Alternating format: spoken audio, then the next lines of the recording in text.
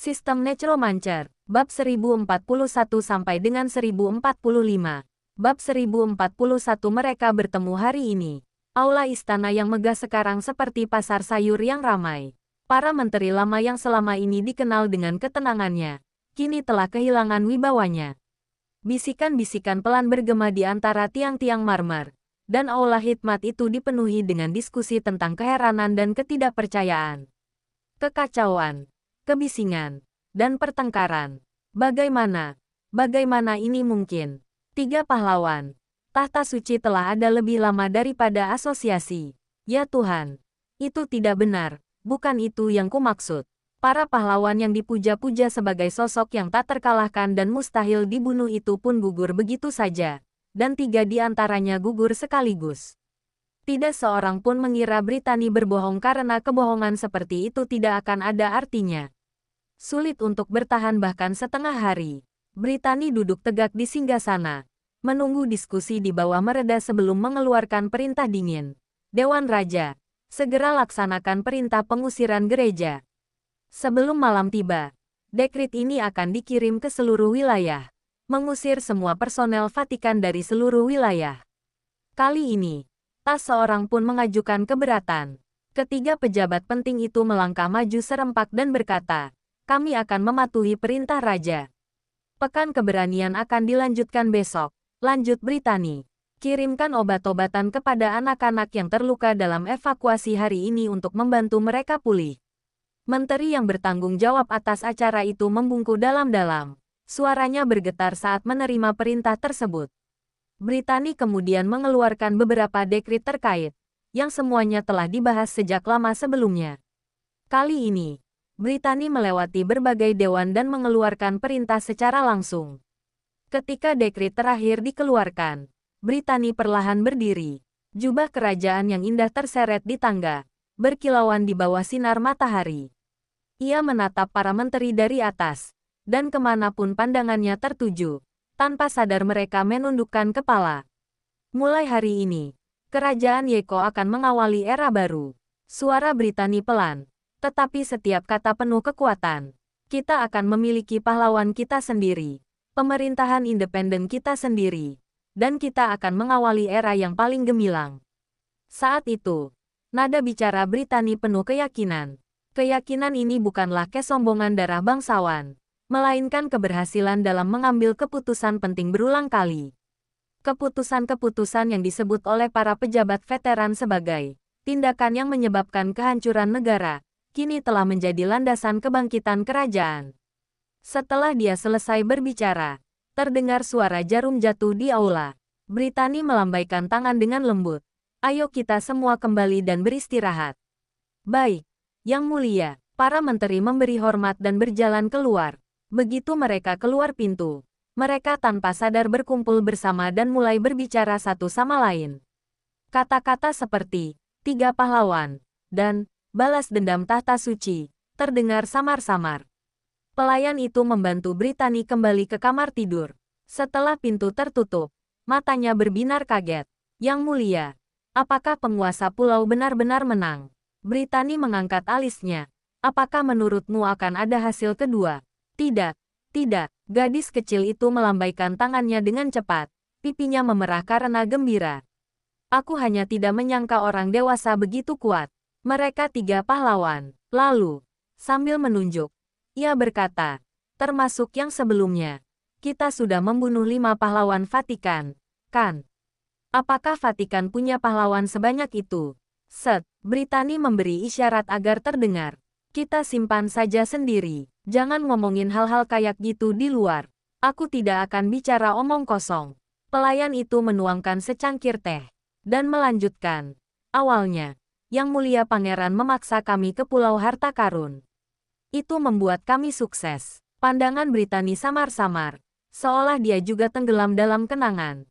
Saat itu, terjadi kerusuhan sipil di kerajaan, dan anggota keluarga kerajaan mulai mencari kekuatan yang dapat mendukung mereka. Brittany putus asa dan melarikan diri ke Pulau Harta Karun. Hanya dengan bantuan novel-novel detektif yang hebat, ia mencoba meyakinkan Wu Heng untuk mendukungnya. Kalau dipikir-pikir sekarang, memang agak terlalu naif. Tapi akhir ceritanya tetap bagus. Lebih baik dari yang diharapkan. Kita memang sangat beruntung. Gumam Brittany. Lihat keluar jendela. Yang tersisa hanyalah menunggu tuanku kembali. Duduk di sana dan menunggu lebih dari 20 menit. Tirai cahaya. Prajurit terlarang. Di langit menghilang bagai pecahan emas. Wu Heng bergegas meraih tombak perunggunya. Mengambilnya. Dan menyeka debu darinya. Dia melirik properti itu dan menghela napas lega setelah memastikan tidak ada masalah. Jika terjadi kesalahan pada senjata ini, kerugiannya akan sangat besar. Wu Heng masih belum begitu memahami gulungan yang dirilis pihak lain yang dapat membatasi penggunaan senjata. Gulungan tingkat ini mungkin tidak lagi dianggap sebagai gulungan sihir. Ini lebih seperti menyentuh level aturan. Tidak ada yang melarang target dalam jarak tertentu untuk menggunakan senjata. Untungnya, saya tahu banyak hal yang berbeda. Kemudian, Wu Heng berjalan menuju pedang suci yang tertancap di tanah tak jauh dari sana.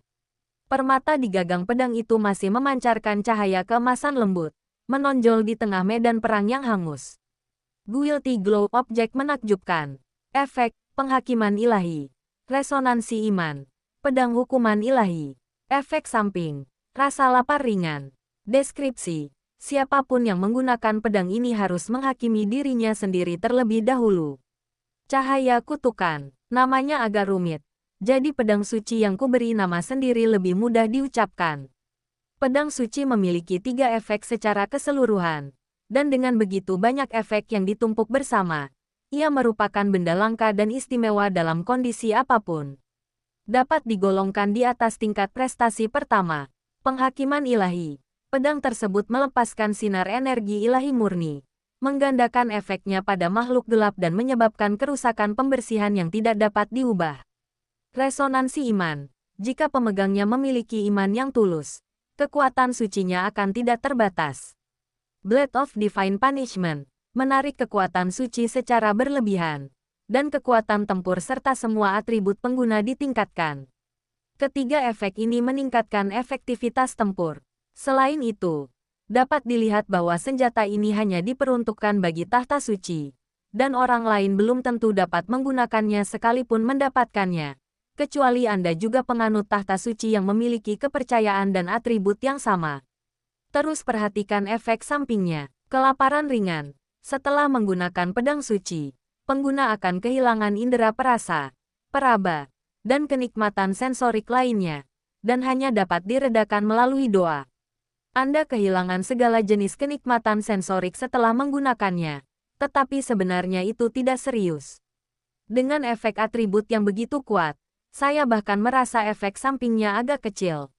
Lagi pula, jika dilihat dari deskripsinya, hal itu lebih mirip dengan abstinensi yang disebutkan dalam Vatikan. Secara keseluruhan, tidak salah jika senjata ini menjadi pedang suci tahta suci.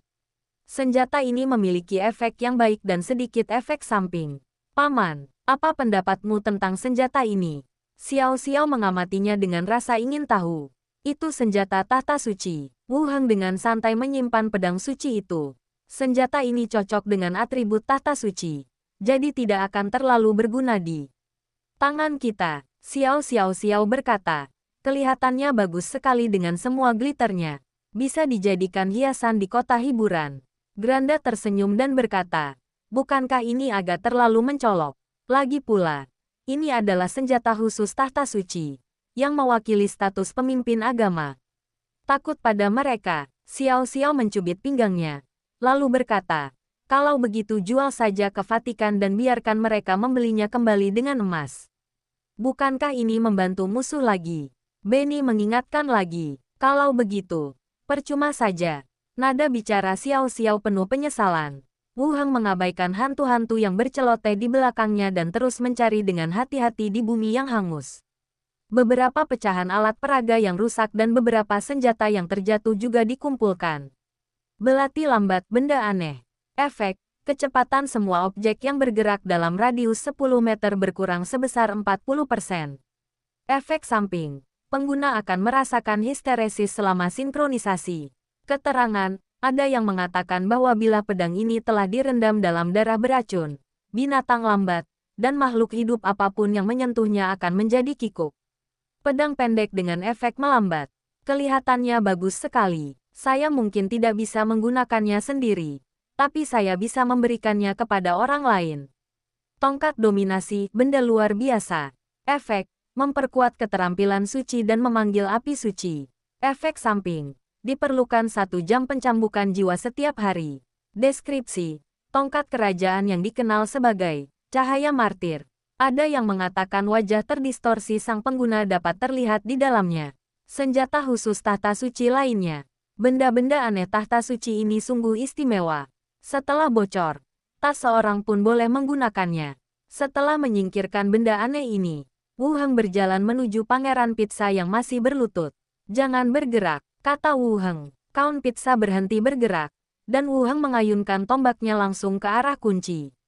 Klik. Terdengar suara retakan dan kunci patah. Kaun Pizza perlahan menegakkan punggungnya, membersihkan debu di tubuhnya, lalu berjalan di belakang Wu Heng. Bersihkan dahimu, kata Xiao Xiao.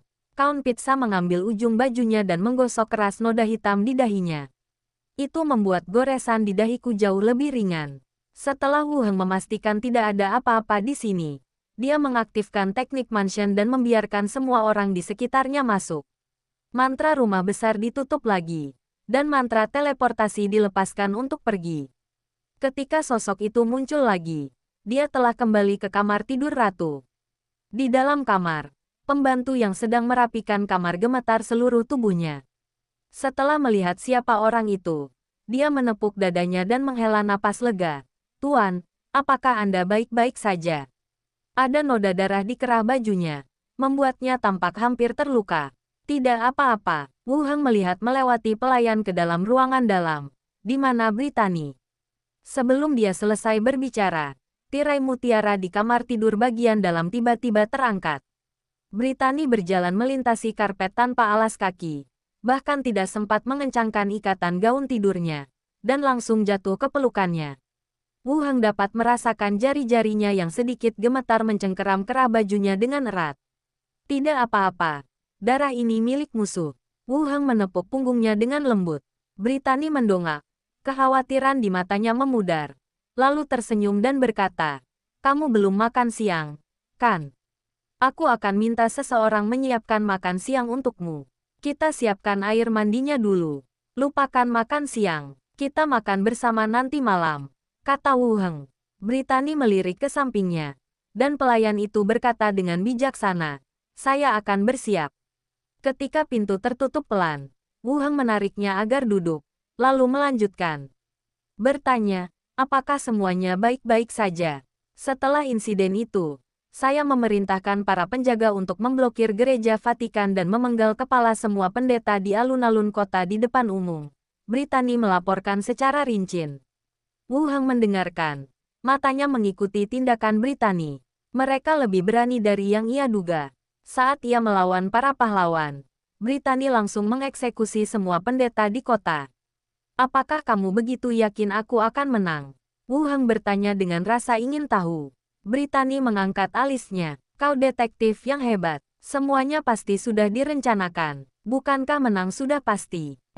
Wu Heng tertegun. Masuk akal. Saat keduanya sedang mengobrol, hantu-hantu itu juga terbang kembali. Xiao Xiao datang dan bertanya, "Kakak putri, apa kau baik-baik saja? Bukankah seharusnya aku yang bertanya padamu? Kau menghadapi musuh, dan aku di istana.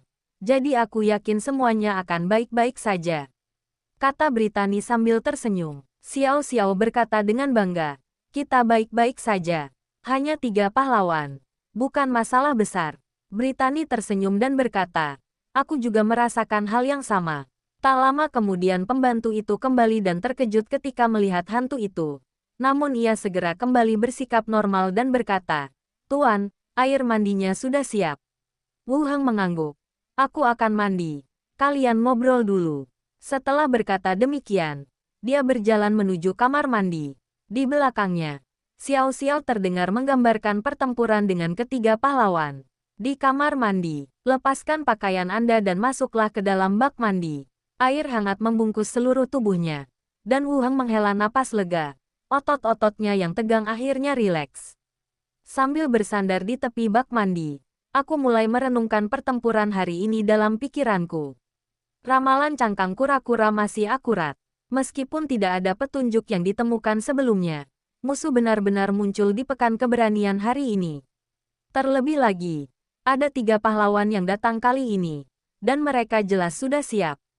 Di antara mereka, banyak benda aneh yang sangat ditargetkan digunakan selama pertempuran, yang jelas menunjukkan bahwa pengaturan praperang yang terperinci telah dibuat. Namun, setelah aku mengubah kerangkaku, gaya bertarungku juga berubah. Hal ini menyebabkan kesalahan yang jelas pada sebagian rencana mereka. Terlebih lagi, efektivitas tempur ketiga hero ini benar-benar terlalu buruk. Ketika ia pertama kali bertarung melawan paus sebelumnya di Pulau Harta Karun, pelabuhan dan setengah bloknya rata dengan tanah. Rasanya seperti dewa turun ke bumi. Sebaliknya, semakin ke sana, semakin buruk pula pahlawan yang diatur. Sekarang bahkan mereka bertiga saja tidak bisa mengalahkanku. Mungkin karena dia secara paksa dipromosikan menjadi pahlawan, terutama untuk profesi seperti pastor, yang membutuhkan waktu khusus untuk berdoa dan mengurus berbagai urusan tahta suci. Waktu untuk pelatihan pun terbatas, dan pengalaman tempurnya pun kurang. Dapat dimengerti bahwa mereka tidak dapat mengalahkan kita, dan hasil panen kali ini pun tidak sedikit. Ketiga mayat heroik dapat mencapai level 20 dengan sedikit pelatihan. Ada 3 hantu lagi. Mungkin kita bisa mendapatkan beberapa rahasia darinya. Kita perlu melakukan penyelidikan menyeluruh. Dia berpikir sejenak, memikirkan segalanya, lalu berdiri dan berjalan keluar dari bak mandi. Saya berganti pakaian baru dan meninggalkan kamar mandi. Kuil, di aula marmer yang bersih. Di kedua sisi meja kayu ek putih ramping, Paus saat ini dan Claudio, pemimpin masyarakat Hongwen, duduk berhadapan satu sama lain, dengan perangkat teh perak indah yang memancarkan uap panas di antara mereka. Hidangan-hidangan di gereja masih tetap nikmat seperti biasa. Claudio menyesap teh wangi itu, tetapi matanya selalu tertuju pada wajah Paus. Paus tersenyum dan mengangguk. Merupakan suatu kehormatan bagi gereja suci untuk memiliki Anda seperti ini. Setelah berbasa-basi sebentar, Claudio meletakkan cangkir tehnya. Porselennya berdenting-denting di atas meja marmer. Pemimpin agama Draco sudah kembali beberapa waktu lalu, dan kantor pusat asosiasi sedang kewalahan dengan pekerjaan. Kira-kira, bolehkah beliau ikut dengan saya kali ini? Paus perlahan menyeka sudut mulutnya dengan sapu tangan. Kebetulan sekali, Draco sedang keluar dan belum kembali. Mata Claudio menyipit, lalu ia mencondongkan tubuh ke depan dan berkata, "Kalau begitu aku akan jujur." Kepala Hadarai berharap Vatikan segera menghentikan semua tindakan terhadap Wuheng dan Treasure Island. Senyum Paus tetap tidak berubah, dan ia hanya mengangkat tangannya untuk membiarkan pendeta di sampingnya meninggalkan ruangan.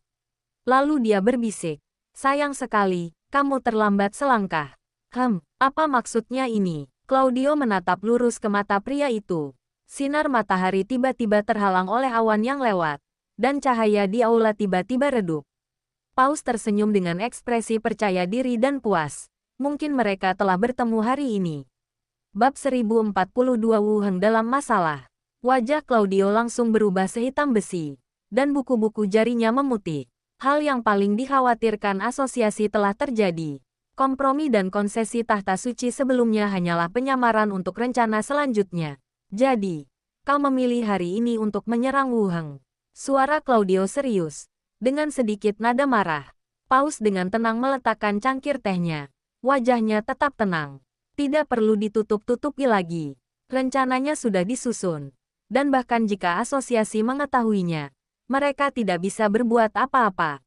Seperti yang saya katakan, selama orang itu masih hidup, asosiasi akan berusaha melindunginya. Tetapi jika seseorang meninggal, siapa yang akan benar-benar mencari keadilan bagi orang yang telah meninggal? Mungkin ini hanya takdir, kata Paus sambil tersenyum ramah. Dia ketua terdaftar asosiasi itu, kata Claudio dengan marah. Kalian bahkan tidak menganggap serius asosiasi itu sekarang. Paus dengan lembut membelai lambang suci yang disulam benang emas di lengan bajunya. Nadanya tetap tenang. Ini hanya dendam pribadi. Mengapa harus dibesar-besarkan ke tingkat asosiasi? Ketika ia mengangkat matanya, tatapan tajam terpancar di matanya.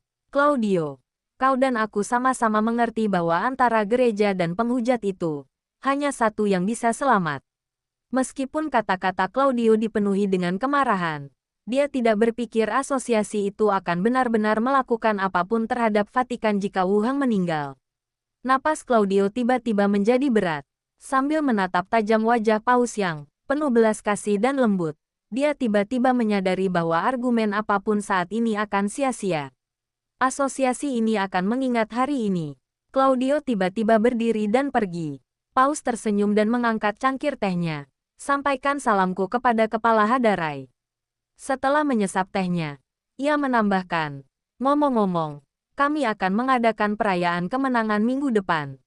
Kalau ada waktu, silakan datang dan kunjungi kami. Bang, pintu berat itu terbanting menutup, dan Paus akhirnya membiarkan dirinya tersenyum penuh kemenangan. Asosiasi lokal, langkah kaki Claudio menimbulkan bunyi gedebuk tumpul saat mereka berjalan dengan susah payah di sepanjang koridor asosiasi. Para anggota yang memberi hormat sepanjang jalan semua menundukkan kepala dan memberi jalan. Semua orang bisa melihat bahwa pemimpin yang biasanya tenang kini menunjukkan sedikit amarah di wajahnya. Sambil mendorong pintu asrama, Claudio duduk di meja dan membuka surat itu. Dia segera menuliskan seluruh percakapan yang baru saja dilakukannya dengan Paus saat ini. Tarik napas dalam-dalam, lalu masukkan ke dalam amplop dan segel dengan lilin. Jika saya tahu situasinya begitu serius, saya akan mengikuti metode lilit dan membawa radio portabel bersama saya. Bersandar di kursi, menunggu lilin segel mengeras. Saya juga mulai memikirkan masalah ini. Ketiga pahlawan tahta suci telah merencanakan tindakan ini sebelumnya dan selama periode ini, mereka pasti telah menyiapkan berbagai alat peraga dan benda aneh untuk Wu Heng. Belum lagi pahlawan baru seperti Wu Heng. Di antara pahlawan veteran dalam asosiasi, siapa yang berani mengatakan bahwa mereka dapat lolos tanpa cedera dalam menghadapi situasi seperti itu? Bagaimanapun, baginya, menghadapi pengepungan tiga pahlawan, satu-satunya hal yang dapat dipikirkannya adalah menggunakan akumulasi pengalamannya selama bertahun-tahun untuk menemukan cara melarikan diri terlebih dahulu. Arti dari tahta suci sangatlah sederhana. Wu Heng telah meninggal. Apa yang dapat dilakukan asosiasi terhadap tahta suci? Setelah berpikir sejenak, segel lilin itu mengeras. Claudio berdiri, membuka pintu, dan menyerahkan surat itu kepada pelayan di pintu. Kirim ke markas. Ayo pergi sekarang. Ya, petugas itu memberi hormat dan segera pergi. Setelah menyerahkan surat itu, Claudio kembali ke kamar dan melirik keluar jendela. Di bawah sinar senja, seekor elang berdiri di atap, menatapnya tanpa berkedip. Di depan papan pengumuman di kota Celu, pengumuman terakhir sekali lagi ditempel di tempat yang paling mencolok. Sang penyair membaca isi pengumuman itu secara otomatis, tetapi suaranya semakin mengecil. Kapten Wu Heng, bunuh 3, jakun sang penyair menggelinding, pahlawan gereja. Kerumunan itu membeku seperti patung. Alun-alun yang biasanya penuh dengan orang yang mengumpat setiap kali ada pengumuman yang ditempel, kini sunyi senyap.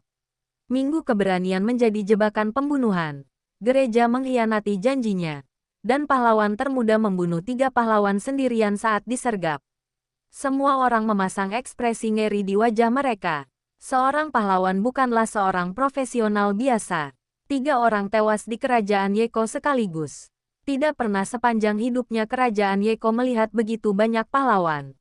Sang penyair menelan ludah dan melanjutkan. Mulai hari ini, semua anggota gereja di wilayah ini akan diusir. Mata orang banyak terbelalak lagi. Di kamar tidur, senja menyusup masuk melalui jendela kaca, meninggalkan bayangan berbintik-bintik di karpet. Brittany duduk di sofa dan berkata, pengumuman terbaru sudah diposting. Kompetisi pekan keberanian akan diadakan lagi besok. Saat dia berbicara, matanya yang besar menatap penuh harap. Apakah kamu masih akan berpartisipasi? Wu Heng tersenyum dan berkata, rencana awalnya tidak terlalu buruk untuk 2 hari ini. Brittany berkata dengan gembira, bagus sekali. Denganmu yang memimpin, tak akan ada lagi yang mempertanyakan isi pengumuman ini. Ya, Wu Heng mengangguk sambil tersenyum. Keduanya mengobrol sebentar. Lalu pelayan masuk dan berbisik. Yang mulia, Air mandinya sudah siap. Brittany mengulurkan tangannya dan pelayan itu membantunya berdiri. Saya akan mandi dulu. Oke, Wu Heng mengangguk. Dan Brittany pergi ke kamar mandi. Tunggu Brittany pergi. Wu Heng mengeluarkan 3 cincin luar angkasa yang disita dari para pahlawan tahta suci. Ibu kota tahta suci masih kuat. Dan masih banyak ruang bagi ketiga orang ini. Mereka adalah tipe yang harganya mahal tetapi tidak laku di pasaran. Paman, kemarilah dan lihat apa yang ada di dalamnya, desak Xiao Xiao. 3 jiwa lainnya juga melayang di sampingku. Dan aku merasa seperti sedang menunggu untuk membuka kotak buta. Wu Heng mulai mengeluarkan semuanya satu persatu, termasuk paket berisi sejumlah besar koin emas dan perak, emas batangan, pakaian Vatikan, buku, benda ritual, alat peraga, gulungan, benda langka, dan berbagai barang yang tersebar. Memenuhi seluruh ruangan. Wow, banyak sekali. Xiao Xiao melihatnya satu persatu. Pilihlah apapun yang kau suka, kata Wu Heng dengan murah hati. Sang ratu mengeluh. Mengapa kamu begitu murah hati saat mengambil barang milik orang lain? Apa maksudmu itu milik orang lain? Sekarang semuanya milikku, tegas Wu Heng. Xiao Xiao menimpali. Benar sekali. Para hantu memilih benda-benda yang tampaknya mereka sukai. Dan mereka tidak keberatan dengan benda-benda yang diukir dengan berbagai simbol gereja. Mereka merasa selama terlihat bagus. Semuanya baik-baik saja. Wu Heng berdebat sebentar dengan permaisuri. Dan kemudian mulai memeriksa benda-benda aneh yang belum pernah dilihatnya sebelumnya. Menyapu sekumpulan benda aneh. Matanya tertuju pada sebuah busur panjang. Busur disintegrasi item tidak biasa. Efek, kunci supervisual. Disintegrasi material. Efek samping. Erosi persepsi. Deskripsi. Sebuah busur panjang yang terbuat dari cabang-cabang pohon ekuno milik peri kayu yang telah mati. Siapapun yang memegangnya akan menjadi penembak jitu yang hebat. Wu Heng menyipitkan matanya. Ia teringat anak panah yang telah menembus pengganti bayangan cerminnya dan tempat duduk di panggung tontonan. Selain dudukannya hancur, kursinya juga meleleh seperti magma. Dayanya masih cukup besar. Perhatikan baik-baik 2 efek dari benda aneh tersebut. Supervision Lock, dudukannya memiliki jarak yang lebih jauh untuk mengunci target. Dan tali busur mengkalibrasi sendiri, memastikan kena sasaran. Kerja bagus. Kalibrasi mandiri pasti akan mencapai sasaran. Ini memiliki efek yang sama seperti kunci dalam permainan. Disintegrasi materi. Zat apapun yang disentuh oleh target yang terkena panah mulai larut. Zat apapun mulai larut. Dengan kata lain, busur ini, ia dapat mengunci target dari jarak jauh, dan kemudian menghancurkan target setelah mengenainya. Brengsek, jika aku tidak siap, aku mungkin telah tersapu oleh gelombang musuh. Ternyata dia sudah mempersiapkan diri dengan baik. Mengenai kedua efek ini, kita dapat membayangkan akibat yang ditimbulkan jika terkena. Untungnya, saya sudah mempersiapkannya sebelumnya. Lihatlah efek samping terakhir, erosi persepsi. Setelah digunakan, persepsi akan tertutup kabut, sangat mengurangi efek persepsi. Efek samping yang dirasakan tidak terasa terlalu serius. Sebenarnya, tidak seburuk itu. Sekarang senjata ini milikku. Mulai sekarang, kalau aku tidak suka seseorang, aku tinggal menembakkan panah dari jarak jauh. Efeknya harus bagus. Sambil terus menoleh ke belakang, matanya tertuju pada sebuah kotak kayu. Ketika ia membukanya, ia menemukan tumor kering di dalamnya. Hemfermotoma, objek menakjubkan. Efek, reinkarnasi jiwa. Efek samping, kehidupan terkuras. Deskripsi, produk kebidanan. Melambangkan kematian dan kelahiran kembali. Melihat benda aneh di depannya, Wu Heng mengerutkan kening lagi. Objek aneh hasil reinkarnasi hantu. Pada dasarnya dapat dipastikan bahwa itu adalah artefak reinkarnasi yang digunakan oleh pemimpin agama sebelumnya.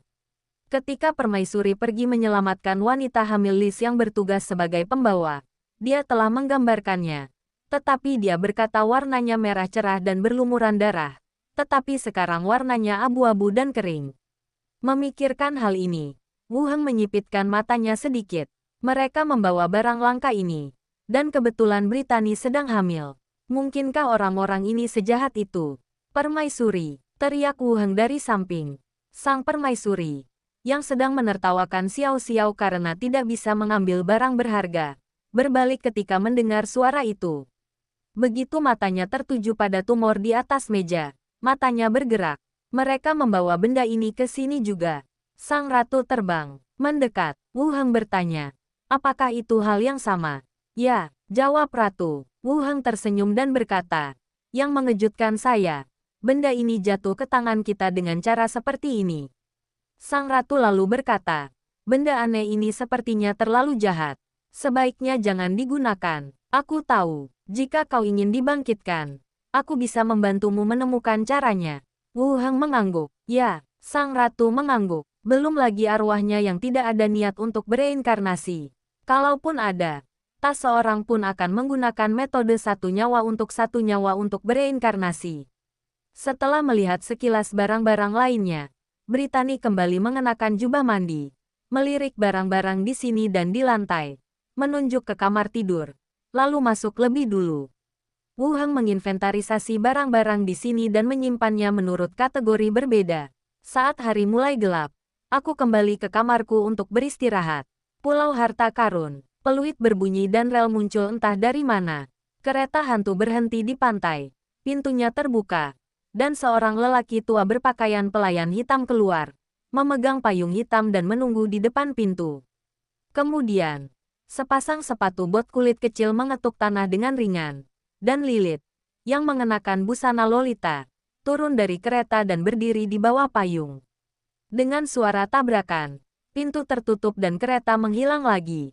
Lilith berdiri di sana, melihat sekeliling, lalu mengeluarkan ponselnya. Ding dong, ding dong. Ding dong, serangkaian suara notifikasi terdengar, dan beberapa pesan yang belum terbaca langsung muncul di layar.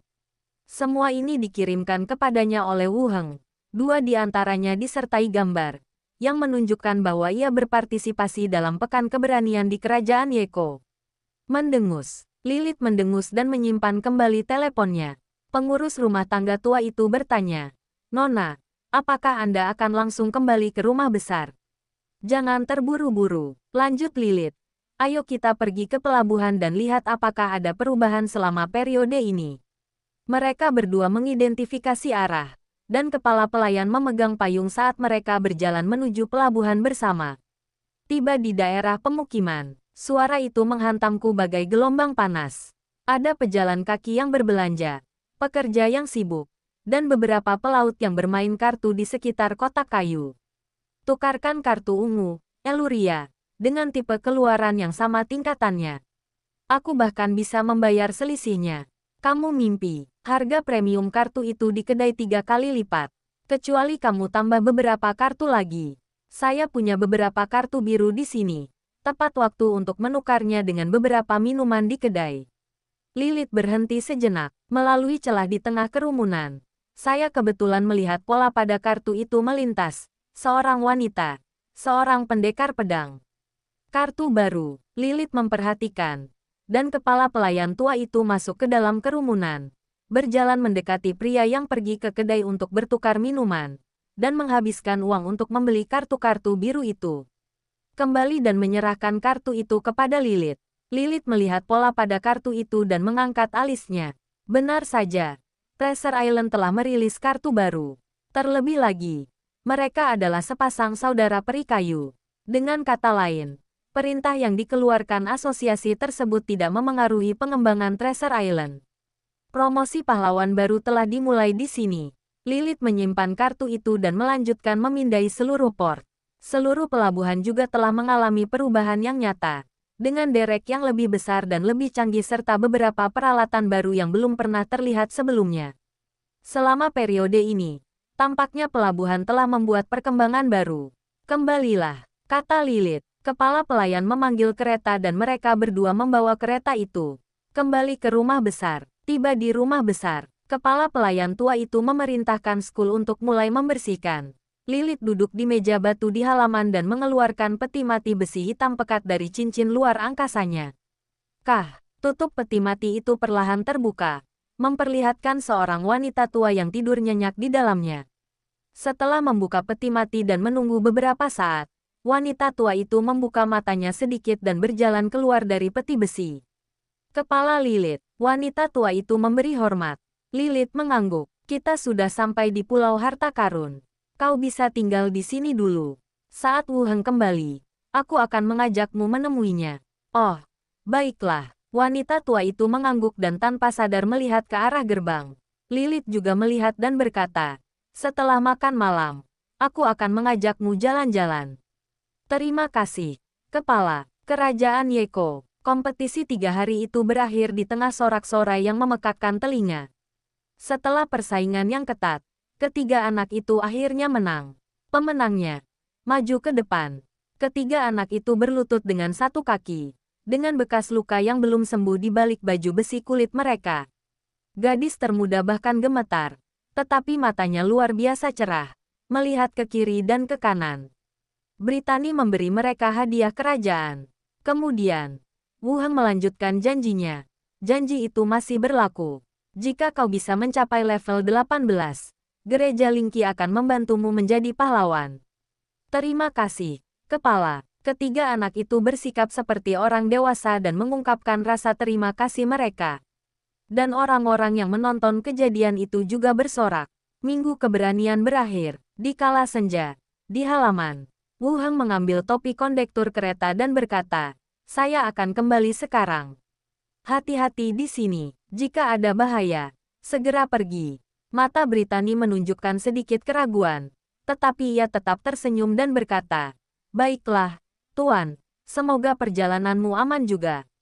Saat Tuan kembali, sampaikan salamku kepada Suster Sanela. Baiklah, jaga dirimu dan anakmu. Wu Heng memeluk orang itu. Setelah Brittany mundur beberapa langkah, dia mengenakan topinya, menaiki kereta hantu, dan menghilang. Pulau Harta Karun. Lilith duduk di ruang tamu. Film Treasure Island terbaru diputar di TV di depannya. Di sebelahnya, ada Liz, yang juga sedang menonton TV. Saat ini, pengurus rumah tangga tua itu turun dan berkata, Nona, stasiun radio asosiasi punya sesuatu yang penting untuk dibicarakan dengan Anda. Lilith mengangguk dan berkata pada Liz, lihat.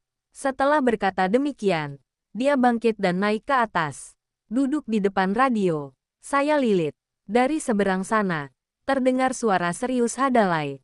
Ada sesuatu yang terjadi pada Wu Heng.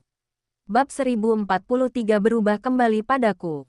Sesuatu terjadi pada Wu Heng. Jemari Lilith yang mencengkeram cangkir teh tiba-tiba mengencang. Dan ketika cangkir porselen itu berada di bawah tekanan dan mengeluarkan suara berderak yang tajam seolah-olah akan pecah, dia sedikit melonggarkan cengkeramannya. Dari mana kamu mendapatkan informasi itu? Suara Lilith masih terdengar tenang.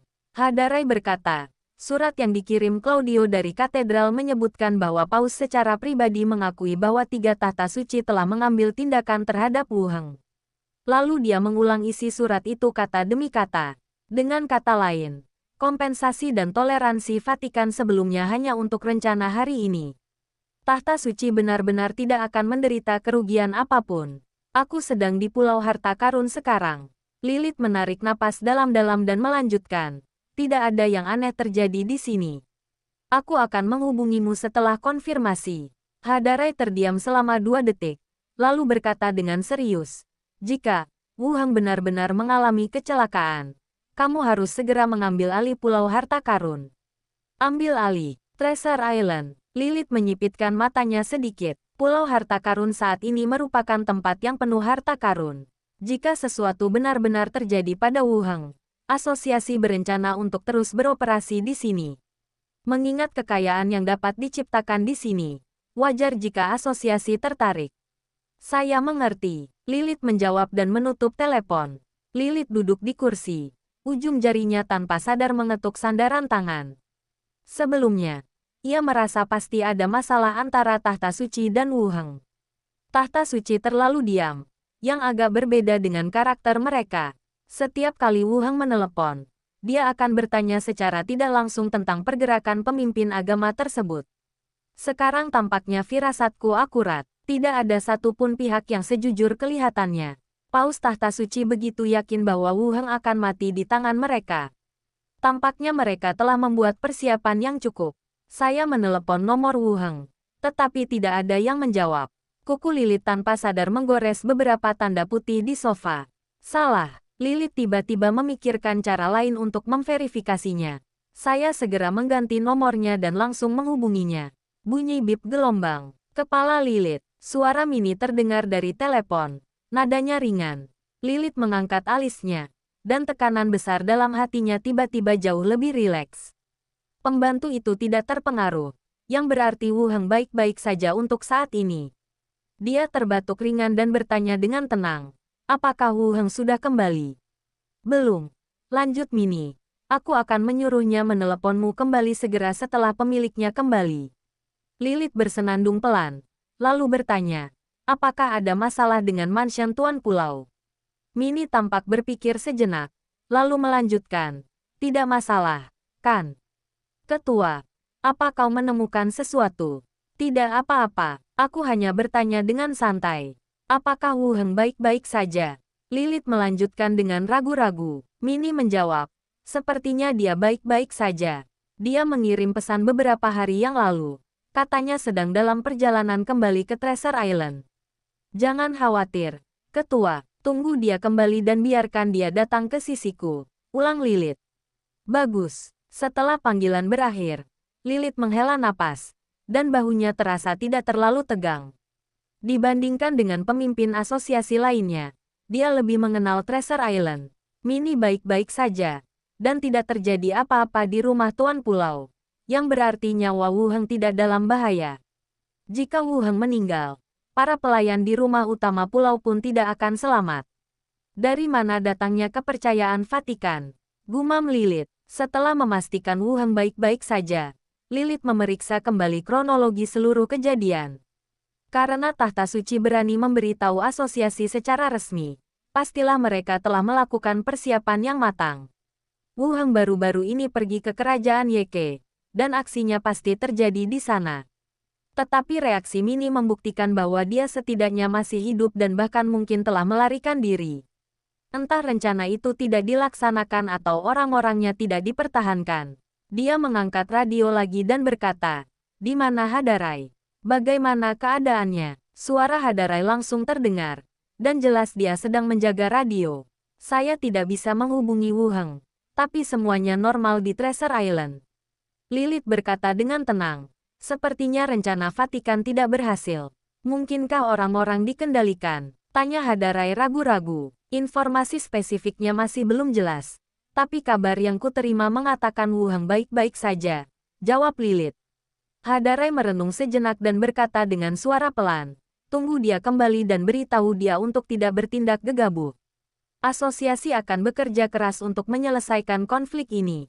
Ekspresi Lilith berubah, dan dia bertanya, apakah menurutmu kau benar-benar bisa membuat kedua belah pihak ini berhenti bertarung?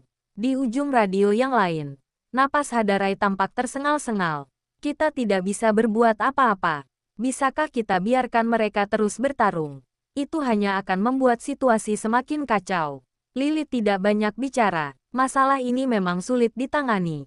Tahta Suci telah mendominasi dan berkuasa selama bertahun-tahun. Sementara Wu Heng agresif dan menolak untuk menundukkan kepalanya.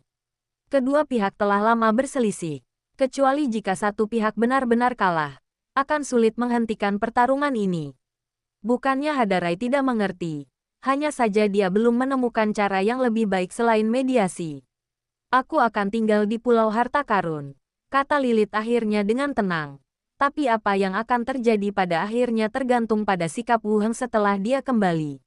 Oke, kalau ada apa-apa, tolong kabari tepat waktu, kata Hadarai lalu menutup telepon. Lilith memandang keluar jendela. Malam segelap tinta. Beberapa hari kemudian, kereta hantu tiba di Pulau Harta Karun lagi. Wu Heng turun dari kereta dan hantu-hantu terbang keluar dari tubuhnya. Rumah tetap yang terbaik. Xiao Xiao adalah orang pertama yang bersorak. Benny menyusul. Aku baru pergi beberapa hari, dan aku merasa seperti di rumah lagi. Pemandangan di sini sungguh indah. Xiao Xiao menatap permaisuri lagi. Benarkah, Bibi? Yah, secara relatif, itu lebih baik. Sang ratu mengangguk setuju. Xiao Xiao terkekeh dan terbang ke Wu Heng lagi. Paman, apakah kamu akan pergi ke pelabuhan atau langsung kembali? Langsung kembali ke rumah kepala pulau, kata Wu Heng. Saya tidak punya niat untuk berbelanja hari ini. Xiao Xiao melanjutkan. Kalau begitu, kembalilah dan ayo jalan-jalan. Silakan pulang lebih awal. Oke, Xiao Xiao setuju. Memanggil hantu lainnya dan terbang menuju jalan komersial. Wu Heng juga melepaskan mantra teleportasi dan kembali ke rumah pemilik pulau.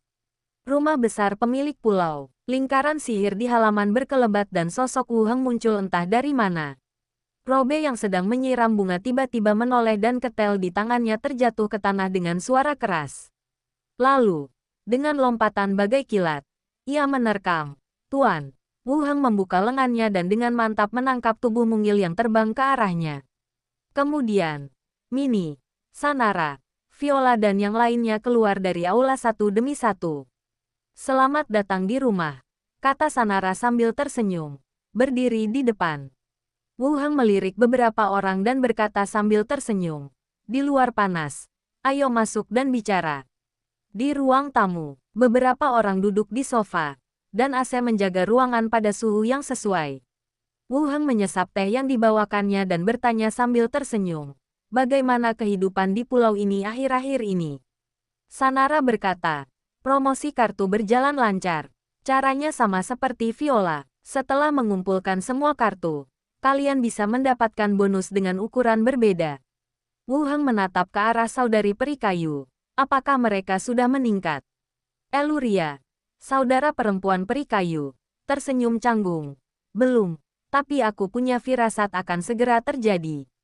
Begitu kartu-kartu ini dibagikan ke semua ras, kecepatan peningkatan reputasi akan meningkat, kata Wu Heng sambil tersenyum. Wu Heng sama sekali tidak khawatir tentang saudara peri kayu yang menjadi pahlawan. Sebagai manusia, Viola menjadi pahlawan dalam waktu singkat, sementara dua saudara perempuan peri kayu memiliki lebih banyak waktu untuk mengasah keterampilan mereka. Yang kurang adalah reputasi. Selama reputasinya naik, levelnya pasti akan naik dengan cepat. Kami akan berusaha sebaik mungkin, kata Eluria. Suster Sylvain juga berkata, kami pasti tidak akan mengecewakan kalian. Wu Heng menyesap teh dan mengangguk. Sanara mengambil alih topik dan bertanya, apakah ada bahaya kali ini? Rencana awalnya adalah membawa dia dan Philippa bersama-sama, tetapi mereka membatalkan rencana semula karena mereka mengatakan ada musuh. Wu Heng melirik orang-orang di ruangan itu, meletakkan cangkir tehnya, dan berkata dengan suara pelan, musuh adalah pahlawan tahta suci. Mereka bertiga, mereka berencana memanfaatkan pekan keberanian untuk membunuhku. Begitu kata-kata ini diucapkan, udara di ruang tamu langsung membeku. Tahta suci mengatur 3 pahlawan untuk membunuh Wu Heng. Sanara berkata dengan suara berat, apa yang terjadi? Wu Heng menarik napas dalam-dalam dan menjelaskan masalahnya secara rinci. Ketika orang-orang yang hadir mendengar bahwa ketiga pahlawan itu dibunuh oleh Wu Heng, mereka tampak semakin ngeri. Wu Heng kembali dengan selamat, bukan karena dia mengetahui rencana pihak lain sebelumnya dan berlari kembali. Sebaliknya, dia membunuh musuh secara langsung. Masih 3, angka kematian para pahlawan sekarang sangat tinggi. Sebelum mereka sempat pulih dari keterkejutannya, suara langkah kaki terdengar di tangga. Xiao Xiao berlari turun dari lantai atas sambil mengendalikan boneka itu. Melihat semua orang ada di sana, ia mulai menyapa mereka satu persatu. Suster Sanela, Suster Viola, Suster Mini, Suster Robe. Dia memanggil semua orang dalam satu tarikan napas. Wu Heng berkata, Xiao Xiao, ceritakan pada saudari-saudari bagaimana kita mengalahkan sang pahlawan. Oke, aku tahu semua yang ingin kau tanyakan. Xiao Xiao berlari dan duduk di sofa. Wu Heng berdiri dan berkata, aku akan mandi dulu, dan aku akan kembali mengobrol dengan kalian nanti. Tepat saat aku hendak naik ke atas, Mini berkata, Tuan, kepala suku Lilith telah datang ke Pulau Harta Karun. Dia menelepon Anda beberapa hari yang lalu dan meminta Anda untuk meneleponnya kembali ketika Anda punya waktu. Lilith akan datang. Wu Heng mengangguk. Baiklah, aku akan menemuinya nanti. Baik, Guru. Mini tersenyum, dan Xiao Xiao telah memulai kisahnya sendiri. Dimulai dari minggu keberanian, ketika anak panah itu menembus tempat duduk dan kursi. Sebelum memasuki kamar mandi, Wu Heng mengeluarkan ponselnya dan melihatnya. Serangkaian pesan yang belum terbaca dari Lilith ditampilkan. Ia memeriksanya satu persatu. Isinya hampir sama. Menanyakan apakah Vatikan telah mengambil tindakan terhadapnya dan apakah ia baik-baik saja. Selain itu, segera hubungi dia begitu Anda melihat pesan tersebut. Tampaknya Lilith mengetahui situasinya di kerajaan Yeko melalui beberapa saluran. Setelah memikirkannya sejenak, saya tidak langsung menjawabnya. Aku menyingkirkan layar kunci ponselku dan melangkah masuk ke dalam bak mandi. Saat air panas mengalir di dadanya, rasa lelah di tubuhnya pun sirna. Dan bekas-bekas luka yang ditinggalkan oleh cahaya suci sebelumnya yang membakar tubuhnya pun hilang sepenuhnya. Aku berbaring telentang di tepi bak mandi, sambil memikirkan hal ini. Lilith pasti akan menanyakan ini padaku nanti. Jadi ini bukan rahasia. Lagi pula, Vatikan telah menyiapkan penyergapan untuk membunuhnya. Jadi dari sudut pandang manapun, mereka tidak benar. Detail pertempuran, serta masalah pendudukan cangkang kura-kura, harus dirahasiakan. Aku juga akan memberitahu Xiao Xiao tentang ini nanti. Bukannya aku tidak percaya Lilith, tapi aku harus berhati-hati. Dari pertarungan ini, dapat diketahui bahwa pihak lain mempunyai beberapa cara untuk melawannya. Hal ini untuk mencegah musuh mengetahui karakteristik pertempuran Anda di lain waktu dan untuk mempersiapkan diri terlebih dahulu. Setelah berendam sebentar, saya berdiri dan berganti pakaian bersih. Dia bangkit dan turun ke bawah, menyapa orang-orang yang mendengarkan ceritanya, menggunakan teleportasi, dan pergi ke rumah Lilith. Senja, Wu Heng muncul di halaman rumah Lilith. Beberapa kerangka tengah membersihkan rumput liar di halaman, bekerja tanpa suara. Kepala pelayan tua itu berdiri di pintu. Rambut abu-abunya disisir rapi, dan membungkuk sedikit. Kepala Wu Heng. Di mana Lilith? Wu Heng melirik ke ruang tamu. Tunggu sebentar, saya akan bertanya pada nona muda. Kepala pelayan itu minggir dan membiarkan Wu Heng masuk ke ruang tamu. Lalu dia naik ke atas. Tata letak ruang tamu tidak berubah sama sekali. Mata Wu Heng tertuju pada seorang wanita tua yang sedang membersihkan perabotan dan berbalik ketika dia mendengar langkah kaki. Saat dia melihat Wu Heng, pupil matanya mengerut hebat. Wu Heng. Dia berseru. Dan setelah 2 detik, dia menambahkan 2 kata lagi. Ketua. Wu Heng menatap wanita tua itu dengan nada skeptis. Liz. Satu-satunya orang yang mungkin berada di sini adalah Liz, yang dibawa Lilith bersamanya. Ya. Tuan, tatapan Liz masih mengelak. Wu Heng mengangguk. Ratu menyebutkanmu kepadaku. Beliau jarang memuji seseorang. Ibu, Liz tampak bingung. Tetapi tampaknya telah menebak sesuatu. Itu putri rubah langit. Wu Heng menjelaskan. Liz menunjukkan ekspresi pengertian dan berkata, Yang mulia, apakah semuanya baik-baik saja? Bagus sekali, kata Wu Heng. Liz tersenyum dan berkata, itu bagus. Langkah kaki kepala pelayan tua itu mengganggu pembicaraan. Dia berhenti di sudut tangga dan berkata, Tuan Kepala, Nona, silakan naik ke atas. Wu Heng berdiri dan berkata kepada Liz, ketika pekerjaan selesai, Ratu akan datang menemuimu.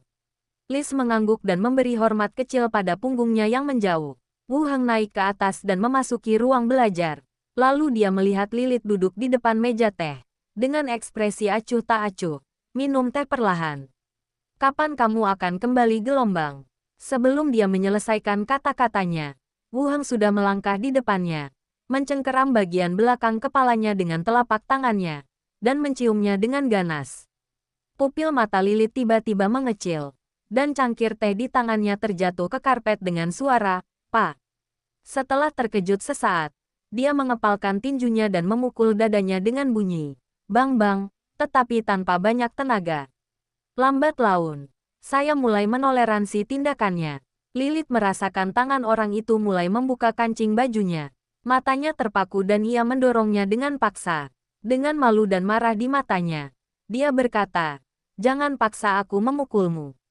Wu Heng berkata, "Siapa yang menyuruhmu berjalan begitu lama? Biarkan aku menciummu lebih lama lagi. Ada begitu banyak wanita di pulau ini. Bukankah mereka cukup untuk kau permainkan?" Lilith menarik ujung bajunya dan menyeka mulutnya. "Kau tidak sebaik aku." Wu Heng mencondongkan tubuh ke depan lagi dan hendak mencium bibirnya. Biarkan aku menciummu 2 kali lagi. Tubuh Lilith langsung berubah menjadi wujud Lolita dan duduk di kursi. Apa yang kau cium? Minggir. Wu Heng tidak menduga tindakan ini. Jadi dia menarik kerah bajunya dan berkata, berubah kembali. Konstan, berubah kembali. Ayo kita mulai. Aku akan lihat bagaimana kinerjamu setelah kita selesai. Kata Lilith dengan sedih, tapi tetap berjanji. Baiklah, Wu Heng mengangguk. Lilith memutar matanya ke arahnya dan langsung ke pokok permasalahan. Apakah gereja mengambil tindakan terhadapmu? Apa yang terjadi? Ekspresi Wu Heng menjadi gelap, dan dia berkata dengan marah. Orang-orang tak berguna itu memasang jebakan di kerajaan Yeke untuk membunuhku. Kemudian, ia menguraikan secara rinci apa yang terjadi mulai dari berpartisipasi dalam pekan keberanian hingga berperang melawan musuh. Apa yang terjadi selanjutnya? Di mana mereka? Lilith mengeluarkan cangkir teh baru dari laci, menuangkan teh wangi ke dalamnya, dan bertanya sambil minum. Orang, mati, ketiganya, puff. Lilith menyemburkan seteguk teh ke arahnya. Wu Heng melambaikan jarinya, dan teh yang menyembur keluar berubah menjadi aliran dan jatuh kembali ke cangkir tehnya. Tidak ada setetes pun yang hilang. Kau membunuh 3 pahlawan sendirian. Suara Lilith meninggi. Wu Heng berkata, mereka dipaksa naik pangkat menjadi pahlawan. Mereka terlalu lemah. Mereka tidak sekuat para pahlawan tahta suci yang kita lawan sebelumnya. Meski begitu, Lilith masih sedikit ragu. Benarkah? Ini bukan saatnya bercanda. Dia benar-benar mati. Aku yang membawa jasadnya kembali. Kata Wu Heng. Mata Lilith masih terbuka lebar. Setelah beberapa saat, ia berkata, aku harus melapor ke Hadarai. Ada yang tidak ingin kau ketahui. Wu Heng berpikir sejenak dan berkata, jangan bahas masalah hantu. Kalau begitu, aku ingin menekankan bahwa aku bertindak untuk membela diri. Aku tahu, kau kembali saja dulu. Aku akan datang setelah laporanku selesai. Kata Lilith. Jangan lupa apa yang kau janjikan padaku. Wu Heng berdiri. Lilith mengangguk dan berjalan menuju ruang radio. Wu Heng menggunakan teleportasi untuk kembali lagi. Saat malam tiba, lampu di ruang belajar menjadi terang. Lilith tidak datang. Jadi Wu Heng kembali ke kediamannya setelah makan malam. Duduk di kursi dekat jendela, dia memandang panci jiwa ajaib di sampingnya. Aku ingin menginterogasi hantu-hantu yang terbunuh. Ada yang mau ikut denganku? Tanya Wu Heng di tempat hantu-hantu itu berada. Xiao Xiao bersorak dan berkata, aku akan datang. Bersiaplah. Jangan biarkan dia kabur. Wu Heng bahkan tidak membuat lingkaran sihir untuk menjebak hantu itu, dan langsung membuka panci jiwa ajaib. Detik berikutnya, sesosok hantu tembus pandang melesat keluar bagai asap, dan saat melihat pemandangan di sekitarnya dengan jelas, jiwanya bergetar. Kemudian ia melihat seseorang dengan 4 jiwa, 5 mata menatapnya tajam. Yang mulia Wu Heng. Suara hantu itu seakan tercekat dari sebuah lolongan tua. Kau pasti sudah tahu. Anggota asosiasi seharusnya hidup berdampingan secara damai. Saya bersedia mengganti kerugian Anda. Yang mulia tidak peduli. Xiao Xiao menyela. Mengapa kamu begitu banyak mengomel? Wu Heng menatap orang itu dan berkata langsung. Aku akan bertanya beberapa hal kepadamu. Jika kamu menjawab dengan baik, aku tidak akan membunuhmu. Apa yang ingin kau tanyakan? Hantu itu memandang ke sini dengan waspada. Wu Heng bertanya langsung. Metode apa yang digunakan gereja untuk melatihmu menjadi pahlawan? Mata hantu yang satu lagi semakin melebar. Bab 1044 tidak masalah apakah kamu mengetahuinya atau tidak. Hantu itu adalah yang tertua dari ketiga orang suci itu.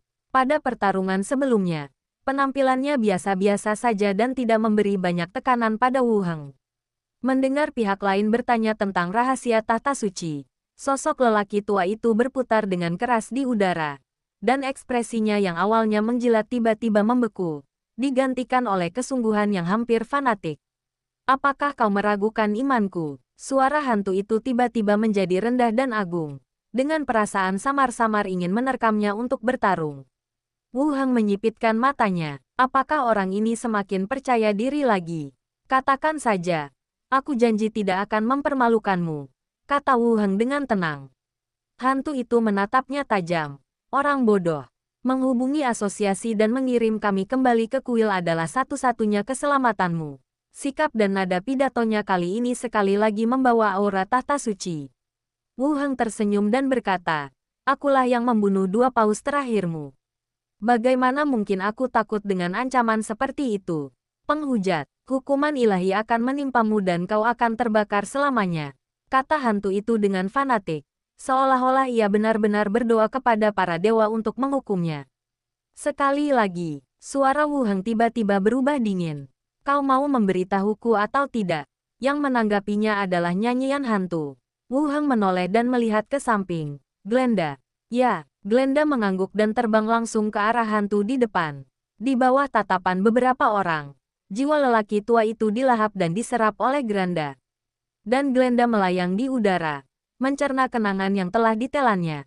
Di sampingnya, sang permaisuri menatapnya dan berkata, seharusnya kau tahu bahwa mereka yang dipilih oleh tahta suci untuk menjadi tahta suci tidak akan mengkhianati informasi penting tahta suci karena iman mereka. Cuma coba-coba, kalau kamu mau. Bilang saja, kata Wu Heng sambil tersenyum. Jika dia bisa memberitahuku, masalah ini tidak akan menjadi rahasia. Kau juga bisa mencari tahu dari gadis vampir kecil itu. Sang ratu melanjutkan. Wu Heng tidak menjelaskan banyak hal dan berkata, mari kita lihat apakah Glenda dapat melihat gambaran memori apapun. Saat mereka berdua sedang mengobrol, Glenda menoleh lagi dan berkata, aku melihat beberapa gambar. Kamu juga harus melihatnya. Wu Heng mengangguk. Bagikan padaku. Glenda masuk ke dalam tubuh, dan adegan memori yang rusak dibagikan. Di dalam rumah kecil yang dingin, anak laki-laki itu berlutut di lantai dan berdoa kepada ikon. Semoga cahaya Tuhan bersinar di dunia. Kemudian, suara lembut anak-anak dan orang tua mereka melantunkan doa bersama. Pemandangan berubah, dan kami berada di padang pasir yang dipenuhi angin dan pasir. Tempat seorang pria parubaya mengenakan jubah keagamaan yang sudah pudar. Kerumunan di depan berlutut dan berdoa dengan suara keras. Pemandangan berubah lagi, dan sebuah istana putih yang megah muncul. Lirik paduan suara Vatikan melayang di udara, dan pemilik kenangan berlutut di depan ikon, menggumamkan doa-doa yang telah ia ucapkan sejak kecil. Kemudian, di bawah gambar suci itu, dalam penglihatan yang kelabu dan tak jelas, aliran cahaya yang tak terhitung jumlahnya mengalir ke dalam tubuhnya. Aura seluruh orang mulai meningkat, dan pada saat yang sama, cahaya bintang berubah menjadi galaksi dan jatuh dari langit di atas aula. Menciptakan pahlawan. Sisa adegan berlalu dengan cepat. Ada teriakan fanatik dari orang-orang yang beriman, kecemburuan dan kekaguman dari mantan rekan sejawat, dan diskusi-diskusi ketika mereka diatur untuk menyergap dan membunuh Wu Heng. Gambar itu melintas cepat dan akhirnya menghilang. Glenda dibebaskan lagi. Xiao Xiao tidak sabar untuk melayang ke depan. Paman, apakah kamu sudah menemukan rahasia produksi massal para pahlawan mereka? Wu Heng berpikir sejenak dan berkata, memang ada metode yang bisa secara paksa mengangkat seorang pendeta menjadi pahlawan. Tetapi bagian penting ingatanku sangat samar, seolah-olah tertutup kabut. Lalu ia menambahkan, saya tidak tahu apakah itu karena kabut itu sendiri, atau apakah ada semacam tindakan perlindungan yang diterapkan. Glenda mengangguk setuju. Aku lebih condong ke yang terakhir. Dilihat dari fluktuasi emosi dalam ingatannya, dia seharusnya bisa melihat dengan jelas apa artinya menjadi pahlawan. Kau bisa tanya mayatnya. Bernie tiba-tiba menyela. Mayat itu tidak akan berbohong. Xiao Xiao langsung berkata, aku sudah memikirkan namanya. Kalau aku bertanya pada mayat, dia tidak akan berubah menjadi kerangka. Sang permaisuri melanjutkan, sebenarnya, cukup mengetahui bahwa metode ini ada. Apa gunanya mengetahui seperti apa bentuknya atau apa namanya? Itu memang benar. Sekalipun mereka tahu rupa dan nama benda aneh itu, mereka tak mungkin menyerbu kuil untuk mencurinya. Lagi pula, kekuatan para pahlawan, akselerasi, tahta suci jelas tak memadai. Itu bukan ancaman besar bagi saya. Saya hanya perlu berhati-hati terhadap beberapa konspirasi dan perhitungan di kemudian hari. Ketika mereka datang, mereka hanya memberi diri mereka sendiri tengkorak dan peralatan langka. Yang mulia, apa yang Anda katakan masuk akal. Mari kita lanjutkan dengan kecepatan kita sendiri. Wu Heng melanjutkan. Terus promosikan kartu-kartu ini dan latih lebih banyak pahlawan. Benny berkata, aku hanya mengingatkanmu tentang metode ini. Tapi aku rasa aku tidak perlu bertanya pada mayat itu. Glinda ragu-ragu dan berkata, artefak Vatikan cukup istimewa. Pedang suci, tongkat kerajaan, dan benda-benda yang dapat ditingkatkan menjadi pahlawan semuanya hanya dapat digunakan oleh anggota Vatikan. Semuanya dapat diklasifikasikan secara terpisah. Biasanya, semakin kuat efek suatu benda magis, semakin parah dan rumit efek sampingnya. Namun, pedang suci Vatikan kehilangan kenikmatan sensorik setelah digunakan, tetapi efeknya dapat dikurangi melalui doa. Rasanya seperti perlengkapan eksklusif. Sayang sekali, kita tidak bisa menggunakan barang langka ini, kata Wu Heng tanpa daya. Xiao Xiao bertanya dengan rasa ingin tahu. Tidak bisakah kita meminta pandai besi atau pengrajin lain untuk menempanya lagi? Wu Heng menatap permaisuri. Bisakah aku? Secara teori, sang permaisuri merenung sejenak, lalu berkata, pandai besi tingkat tinggi dapat melebur kembali barang-barang langka. Tetapi mereka akan kehilangan sifat-sifatnya dan bahkan mengubahnya menjadi besi tua.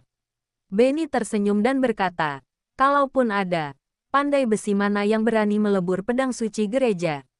Xiao Xiao melayang dan berkata, jangan khawatir, kita bisa berbohong padanya dan bilang itu replika. Kita bisa diam-diam melemparkannya saat dia menyalakan api. Wu Heng tersenyum dan berkata, mari kita lihat apakah kita bisa menemukan pandai besi ini. 4 jiwa dari 1 orang mendiskusikannya.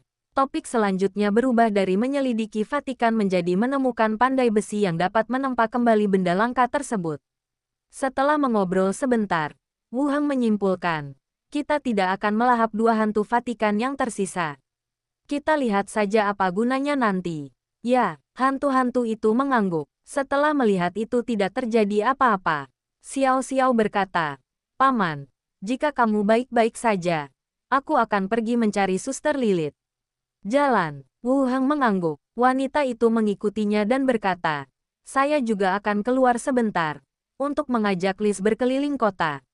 Ya, Wu Heng juga setuju. Setelah berkata demikian, Xiao Xiao dan Niang Niang merasuki boneka itu, lalu membuka pintu dan berjalan keluar bersama-sama. Setelah Xiao Xiao dan Niang Niang pergi, ruang belajar menjadi sunyi untuk beberapa saat. Glenda melayang ke jendela dan memandangi jalanan yang terang benderang di malam hari. Kita bergerak lebih cepat, ini akan memakan waktu sekitar seminggu. Berita itu akan sampai ke kuil. Jadi kamu harus bersiap. Wu Heng bersandar di kursinya dan berkata, selama dewa mereka tidak mati, dengan kekuatan kita saat ini, kita tidak takut pada mereka. Kali ini, timnya dengan mudah mengalahkan 3 pahlawan, yang memberinya banyak kepercayaan diri. Tahta suci menghasilkan pahlawan, tetapi kekuatannya terbatas. Ya, benar, Glenda melayang ke meja dan mulai memilih buku. Benny membuka tablet dan memilih serial TV. Wu Heng mengambil cangkir teh dan menyesapnya, lalu membuka panel untuk melihat keyakinannya. Keyakinan, 17.721/50.000. Melihat angka-angka itu, alisnya sedikit terangkat. Kemajuannya masih cepat. Kali ini, aku tidak merasa bahwa aku bisa menjadi pahlawan selama hidupku. Aku merasa bahwa aku bisa menjadi pahlawan dalam waktu 2 tahun. Pada saat itu, Paus dan Vatikan semuanya akan mati. Tak jauh dari situ, Glenda mengambil sebuah buku dan baru saja berbalik ketika melihat pria itu menatap kosong. Kamu seperti orang bodoh setiap hari, dan aku tidak tahu apa yang kamu. Cengengesan, senyum Wu Heng langsung memudar. Lalu ia berdiri dan berkata, kau bodoh. Aku mau kembali istirahat. Jalan, Glenda mengangguk. Penny juga berkata, selamat malam. Keluar dari ruang belajar dan kembali ke kamar untuk beristirahat. Di luar rumah Lilith, kedua kereta itu berangkat ke arah yang berbeda. Di dalam kereta yang menuju ke kota hiburan, Xiao Xiao menggoyangkan kakinya dan dengan kasar menceritakan pertempuran antara kerajaan Yeko dan 3 pahlawan Vatikan. Lilith, yang juga dalam wujud loli kecilnya, mengerti sebagian besar dari apa yang dikatakan dan kemudian bertanya, di mana pamanmu? Dia ada di ruang kerja. Kami baru saja membahas hal-hal yang berkaitan dengan tahta suci, kata Xiao Xiao sambil tersenyum. Mendengar Xiao Xiao ikut berdiskusi, Lilith tak dapat menahan senyum. Apa yang kau pikirkan? Xiao Xiao mencondongkan tubuh ke depan dan berkata dengan serius. Tahta suci tidak dapat mengalahkan kita lagi. Ia tidak lagi menjadi ancaman bagi kita. Lilith mengangkat alisnya dan menelan kata-kata yang ada di ujung lidahnya. Meskipun kalimat ini terdengar agak berlebihan, namun, faktanya tampaknya benar. Para pahlawan tahta suci hampir dibunuh oleh Wu Heng.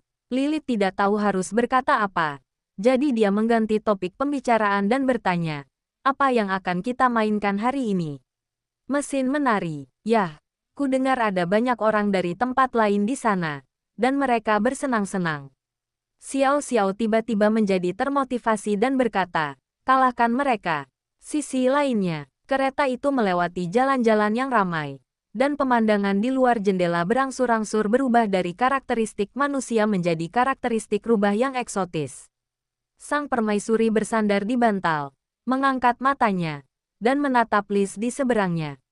Suaranya tenang dan lembut. Bagaimana pemulihanmu? Wajah keriput Liz menunjukkan senyum masam. Orang dewasa di asosiasi bilang aku kehilangan sekitar 10 tahun dari umurku.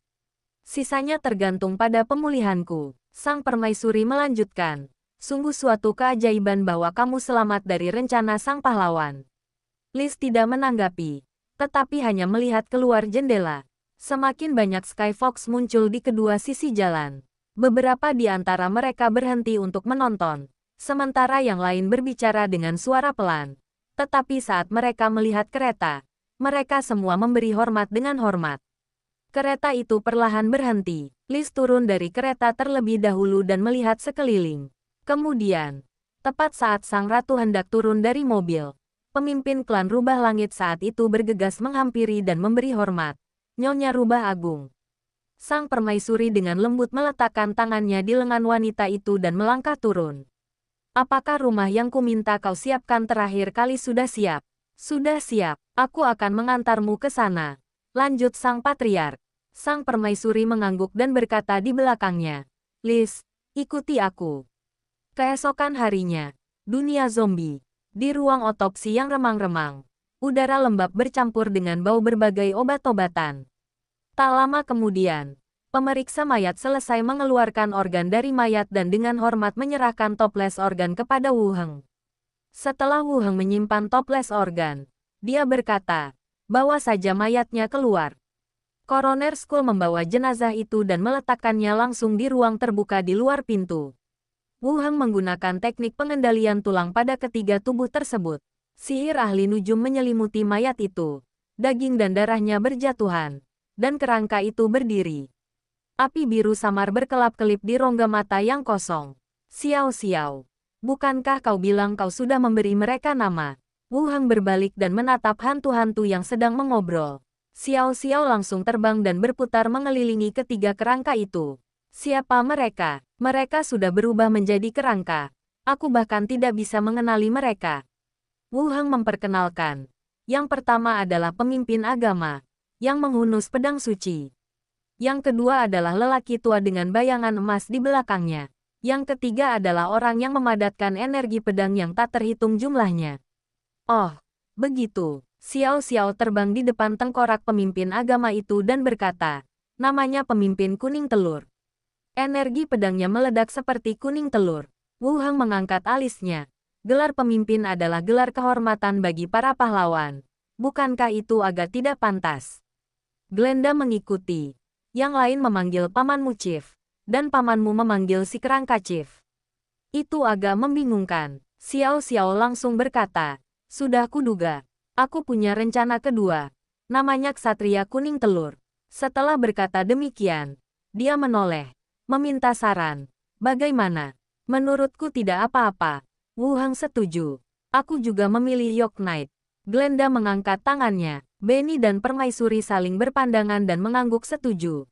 Setuju. Xiao Xiao terbang ke bahu kerangka itu dan menepuknya pelan dengan tangan kecilnya yang transparan. Mulai sekarang, kau akan dipanggil Ksatria Kuning Telur. Kau harus bekerja keras untuk naik level sepertiku. Tengkorak memiringkan kepalanya dan tidak memberikan respons. Lalu dia terbang menuju kerangka kedua. Namamu Jenderal Labu. Kemudian dia terbang ke yang ketiga dan menunjuk dengan tangan kecilnya. Namamu adalah Santo Pedang Jagung No. 3. Setelah mengatakan itu, dia menatap Wu Heng dan berkata, Paman, apakah ini baik-baik saja? Wu Heng mengangguk. Tentu. Tapi aku tidak ingat. Jadi kamu bisa mengingatkanku. Hanya ada 2 nama lagi. Bagaimana mungkin aku tidak mengingatnya? Xiao Xiaofei mendekat dan berkata, bagaimana kalau aku tidak ingat? Wu Heng tersenyum. Lalu melambaikan tangan dan berkata, ikuti aku. Skull mengikutinya dari belakang dan naik ke atas bersama-sama. Xiao Xiao bersandar di bahunya dan berkata, tidak apa-apa. Ingatanku masih bagus. Aku masih bisa mengingatnya. Kembali ke ruang pemantauan. Wu Heng membagikan telepon genggam kepada beberapa hantu. Dan para hantu itu berkumpul bersama untuk menjelajahi forum. Wu Heng mengeluarkan toples organ, menarik napas dalam-dalam, dan memotong sepotong kecil daging dari 2 jantung yang baru dikeluarkan. Meneguk, begitu potongan pertama ditelan. Energi pembakaran langsung meledak di perut.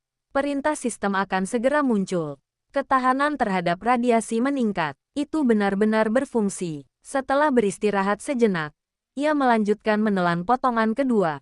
Ketahanan terhadap radiasi meningkat. Perintah sistem muncul satu demi satu. Dan cahaya keemasan samar muncul di permukaan kulit Wu Heng. Lalu dengan cepat menghilang ke dalam tubuhnya. Saya agak menantikan peningkatan perlawanan ini.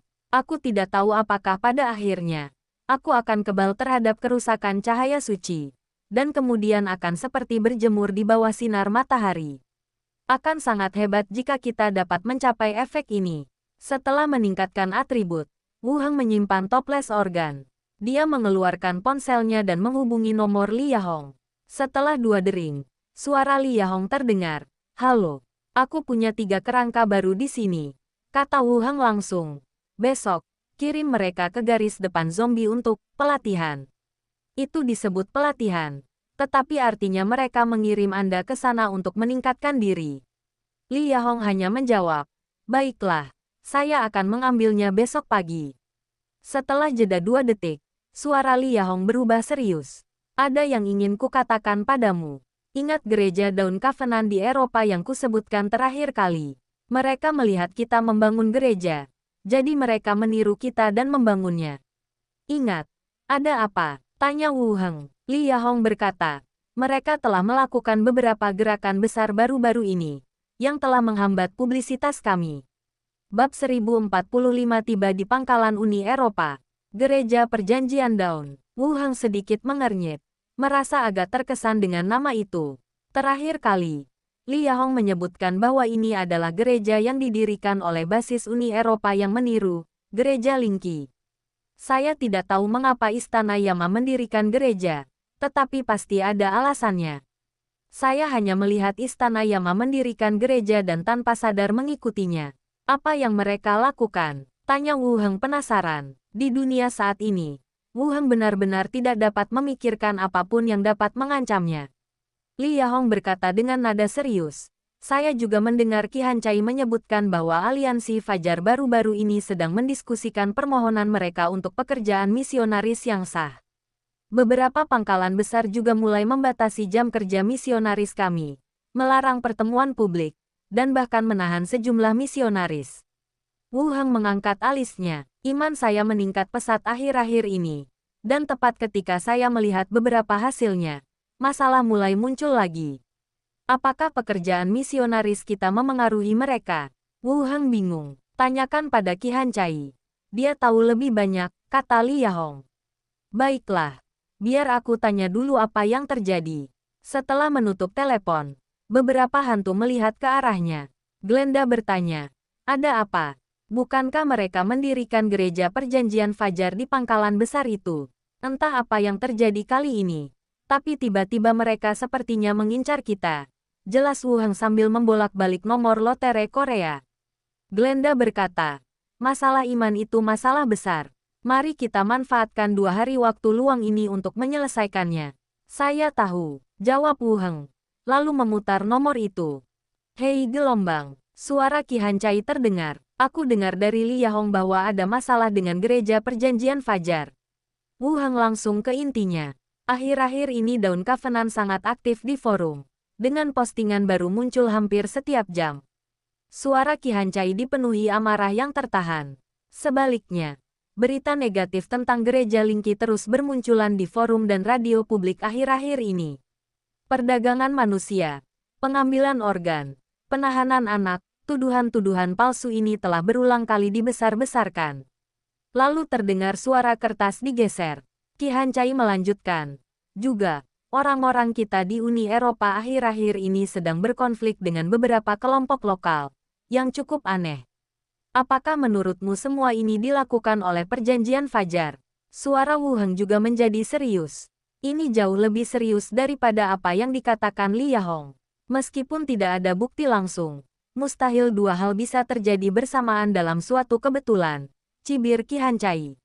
Apakah ada korban di antara orang-orang kita?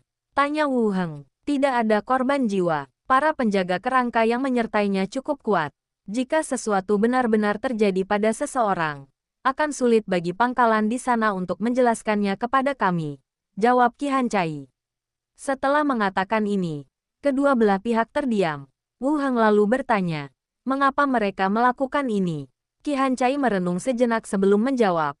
Gereja lain saja tidak bisa mencapai sesuatu sebesar ini. Salah satu alasan utamanya adalah berbagai basis di balik ini. Ada beberapa teori tentang alasannya. Salah satunya adalah gereja Lingqi sedang berkembang pesat, membuat mereka merasa terancam.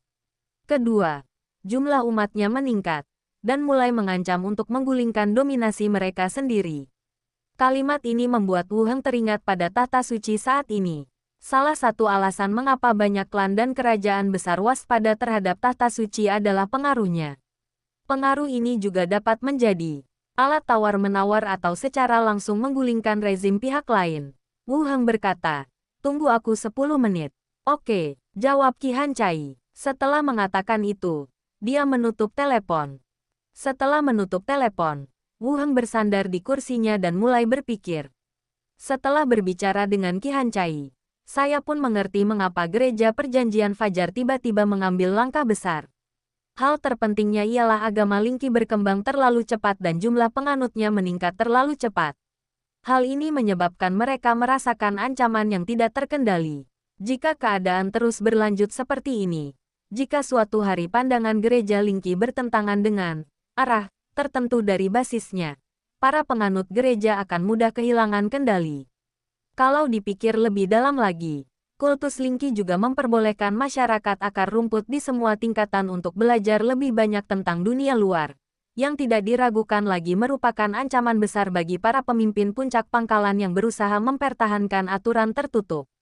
Siapa yang tidak ingin pergi ke pangkalan yang lebih besar dengan gaji dan kondisi hidup yang lebih baik? Jika saya menempatkan diri pada posisi seorang manajer, saya tidak akan pernah mengizinkan Treasure Island memiliki gereja yang dapat memengaruhi jemaat. Tidak, situasi di kedua dunia berbeda. Dunia lain berada di bawah pengelolaan asosiasi dan situasi keseluruhannya stabil. Di sisi lain, dunia zombie sedang dalam proses rekonstruksi pasca bencana, dan banyak tempat masih berada di bawah ancaman zombie.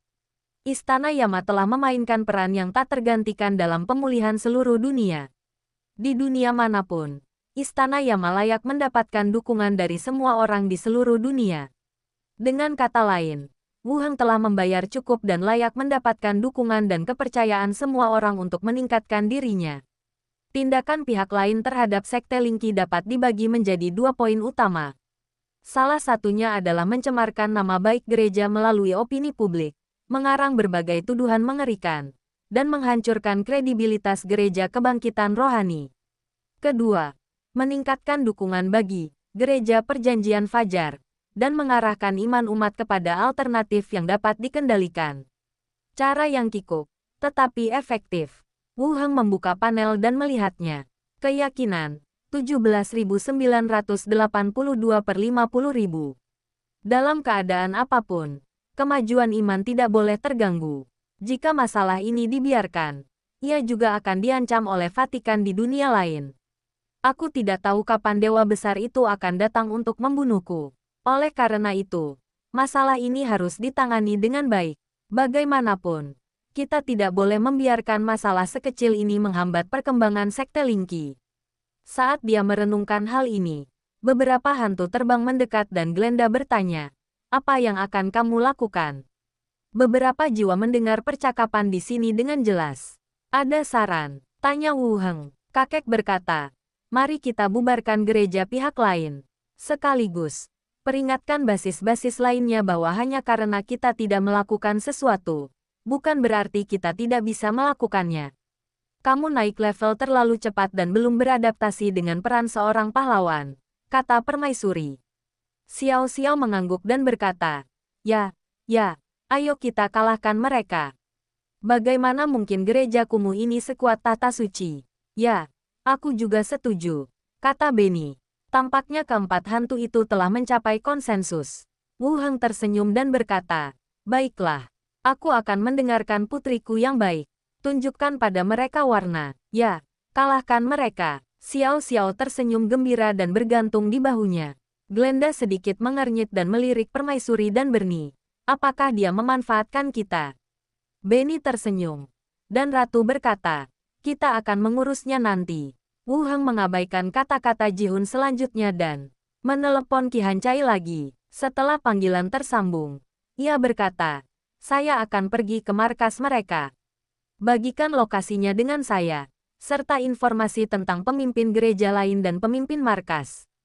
Qi Hancai berkata, "Informasi mereka bisa ditemukan di forum, beserta foto dan beberapa video pidato publik. Saya akan mengirimkan alamatnya sekarang." "Oke," Wu Heng mengangguk. Setelah menutup telepon, dia melanjutkan mengirim pesan kepada Li Yahong. "Siapkan pesawatnya. Aku akan pergi ke pangkalan Uni Eropa." Ding dong gelombang. Li Yahong dan Qi Hancai mengirim pesan satu demi satu. Li Yahong menjawab, "Diterima." Qi Hancai mengirimkan lokasi. Setelah semuanya siap, Wu Heng berdiri dan berkata, "Ayo, kita selesaikan ini dengan cepat." "Ayo berangkat," seru Xiao Xiao. Kemudian, Wu Heng turun ke bawah bersama hantu dan 3 kerangka yang baru berubah. "Kebetulan saja saya bisa mengirim kerangka itu ke Li Yahong untuk ditingkatkan." Pangkalan Kota Nu. 10 jam kemudian, Wu Heng muncul di jalan-jalan pangkalan mengenakan topeng pria tanpa wajah. Hembusan angin bertiup di sepanjang jalan, meniupkan debu dan pasir melewati jendela-jendela yang pecah di kedua sisi.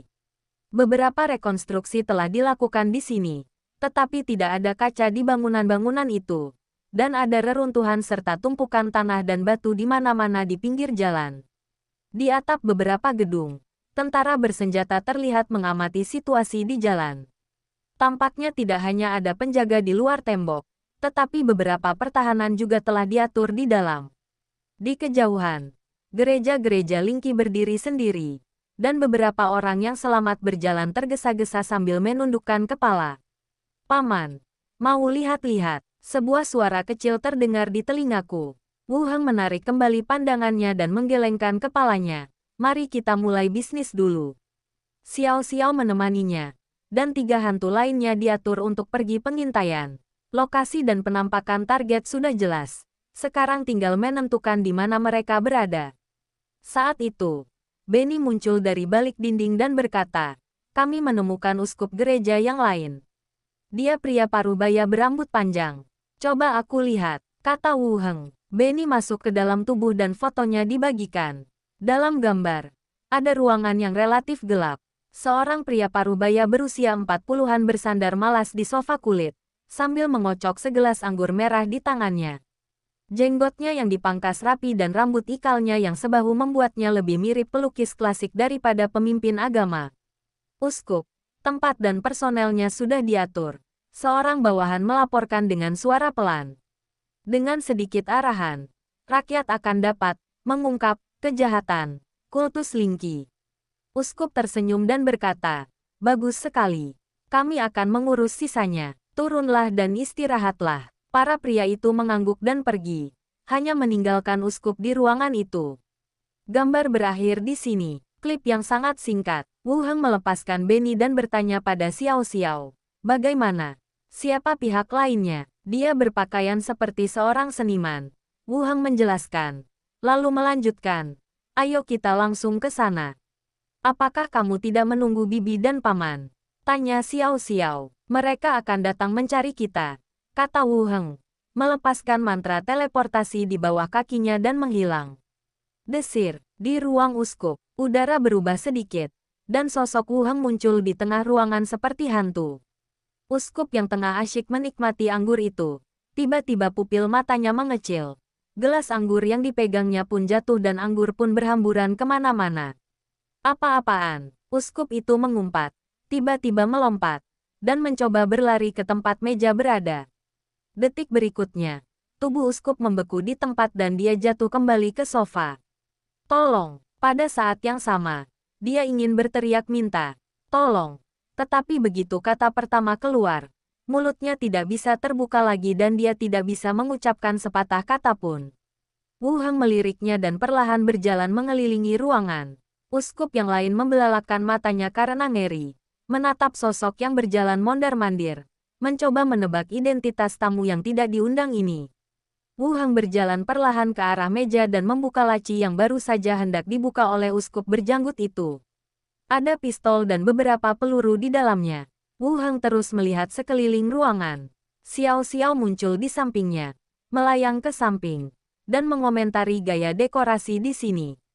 Uskup itu tidak dapat bergerak maupun berbicara. Hanya mata merahnya yang bergerak mengikuti langkah Wu Heng.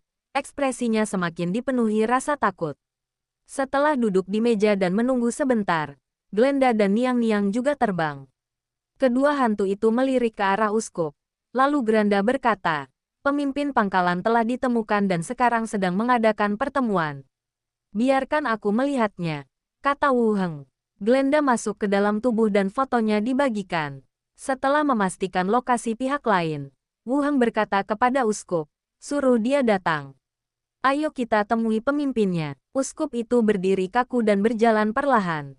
Wu Heng menaruh satu tangan di bahunya. Lingkaran sihir muncul, dan sosoknya menghilang. Pangkalan.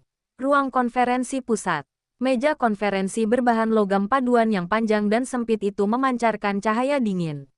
Kedua sisi meja dipenuhi para eksekutif senior pangkalan, dan udara dipenuhi suasana muram. Pria yang duduk di kursi utama di salah satu ujung berkata dengan suara berat, Aliansi Fajar telah mengirimkan kabar bahwa RUU misionaris kita telah ditolak. Kita harus menemukan cara untuk menghindarinya. Kenapa kita harus melihat wajah Aliansi Fajar? Kata seseorang di sampingnya. Kita pasti bisa menguasai wilayah Eropa, New Eden, dan pangkalan-pangkalan kecil dan menengah itu, lalu membentuk aliansi baru. Sekuat apapun Istana Yama, jangkauannya takkan sejauh itu. Pemimpin itu menggelengkan kepala. Energi, makanan, dan berbagai persediaan pangkalan sedang dipertaruhkan. Kita tidak bisa berselisih dengan Istana Yama dalam masalah ini. Kita harus menjaga agar semuanya tetap berjalan di permukaan. Kalau begitu, mari kita lanjutkan membangun opini publik. Orang lain menyipitkan mata dan berkata, ketika opini publik bergejolak, pangkalan akan sedikit memperketat kendalinya, dan Istana Yama tidak akan bisa mengatakan apapun secara terbuka. Pemimpin itu mengangguk dan melanjutkan, kau masih bertanggung jawab atas masalah ini. Jangan biarkan siapapun memergoki kita. Desir gelombang. Sebelum dia selesai berbicara, lingkaran sihir di meja panjang berbahan logam di ruang konferensi menghilang dalam sekejap, dan dua sosok berdiri di tengah-tengah semua orang. Siapa itu? Teriak seseorang. Orang lainnya segera berdiri dan menekan alarm di dinding. Tertawa, setetes air menembus udara dan menembus lututnya dengan tepat. Pihak lainnya meratap dan jatuh berlutut dengan berat. Darah berceceran di meja konferensi seperti tinta.